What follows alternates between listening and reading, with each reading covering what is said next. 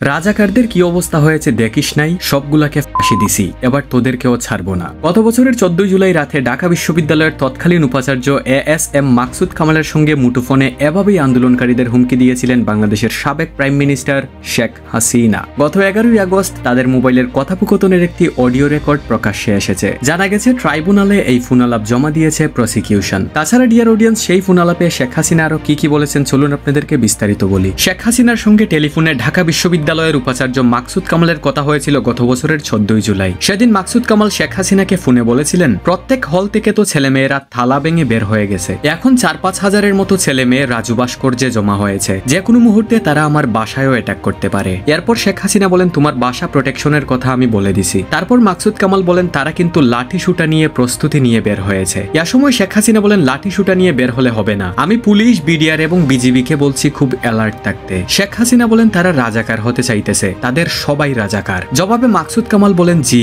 তারা বলতেছে আমরা সবাই রাজাকার। তখন শেখ হাসিনা বলেন, তো রাজাকারদের তো ফাঁসি দিছি, এবার তোদেরও থাই করব, একটাকেও আমি ছাড়বো না বলে দিছি। এতদিন ধরে আমরা কিন্তু কিছুই বলিনি, ধৈর্য ধরেছি, তারা আবার বাড়াবাড়ি করছে। এরপর মাকসুদ কামাল বলেন, বেশি বেড়ে গেছে এবং অতিরিক্ত বেড়ে গেছে, অতিরিক্ত। আপা একটু ক্যাম্পাসের নিরাপত্তাটা আর একটু বাড়ান। তখন শেখ হাসিনা বলেন, ক্যাম্পাসের ব্যবস্থা করছি, সমস্ত ক্যাম্পাসে বিজিবি, র্যাব এবং পুলিশ সব রকম ব্যবস্থা হচ্ছে। তাছাড়া ডিয়ার অডিয়েন্স, এখানে আরো বেশ কিছু কথাবার্তা হয়েছে, তবে এখানে সবচেয়ে হাইলাইটেড পয়েন্টটা হচ্ছে রাজাকারদেরকে ফাঁসি দিছি, তোদেরকেও ছাড়বো না। সো ডিয়ার অডিয়েন্স, বাংলাদেশের সাবেক প্রাইম মিনিস্টারের এমন স্টেটমেন্টগুলো নিয়ে আপনার যদি কিছু বলার থাকে, আপনার মতামত অবশ্যই কমেন্টে জানাবেন। And please guys, subscribe to our channel.